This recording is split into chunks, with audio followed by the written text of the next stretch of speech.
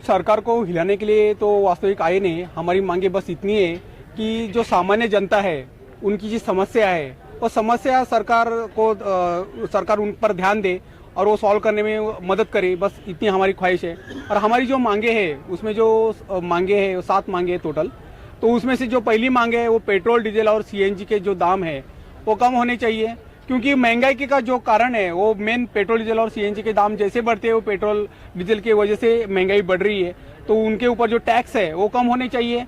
दूसरी जो हमारी मांग है वो है घरगुती गैस सिलेंडर जो है उसके दाम भी बहुत बढ़ गए हैं, उसकी वजह से जो हमारी महिलाएं हैं उनको घर चलाने में बहुत दिक्कत हो रही है, तो उनके दाम कम होने चाहिए।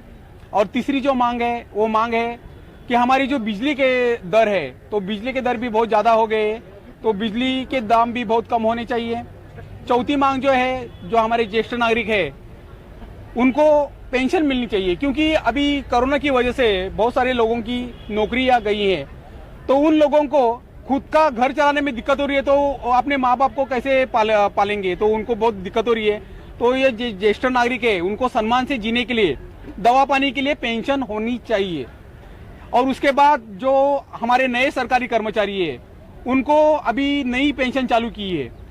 लेकिन जो नए सरकार में जो मंत्री चुन के आते हैं, जो आमदार चुन के आते हैं, उनको तो पुरानी पेंशन मिल रही है, बहुत भेदभाव हो रहा है। तो ये नहीं होना चाहिए, उनको भी पुरानी पेंशन मिलनी चाहिए, और नई पेंशन की वजह से उनका बहुत नुकसान हो रहा है। उसके आगे हमारी जो मांग है वो मांग है कि जो जीवनावश्यक वस्तु है उन सब वस्तुओं पे जीएसटी लगाया हुआ है, तो उन पे जो जीएसटी लगाया हुआ है वो तुरंत हटाना चाहिए। ये हमारी मांगे हैं और सरकार से गुजारिश है कि हम सामान्य जनताओं के जीने के लिए आप कुछ करिए और हमारी मांगों पर ध्यान देके ये मांगे। वास्तविक ये जो रास्ते हैं, ये रास्ते, बिजली, शिक्षा, ये सब सरकार की जिम्मेदारी है, ये सब लोगों को उनको देना ही है।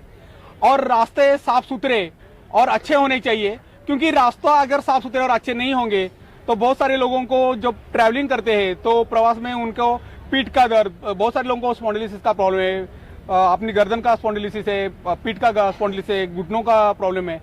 तो एक गड्ढे में बहुत सारे प्रॉब्लम्स होते हैं। और दूसरी बात, गड्ढों में बारिश में बहुत सारे एक्सीडेंट्स भी होते हैं। तो रास्ते ये तो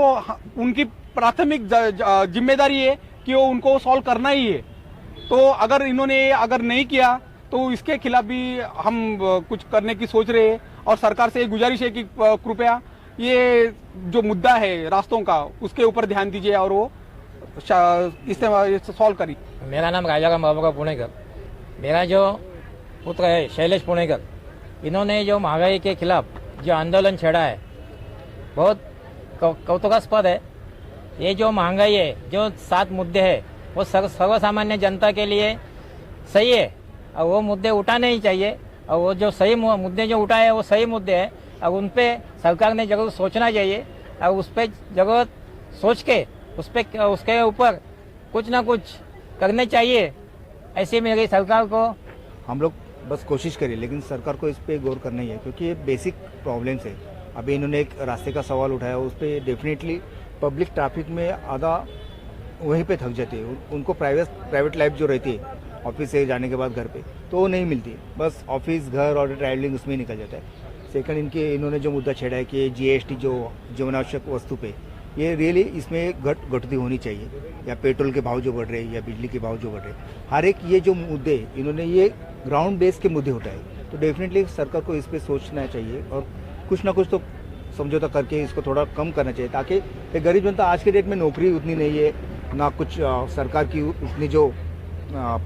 एमिनिटीज़ होती है एक गरीबों के तक पहुँची नहीं, तो थोड़ा बहुत इस पर सोचे तो एटलीस्ट ये लोग, गरीब लोग थोड़ा सहाय हो सकते हैं। तो डेफिनेटली सरकार को इस पर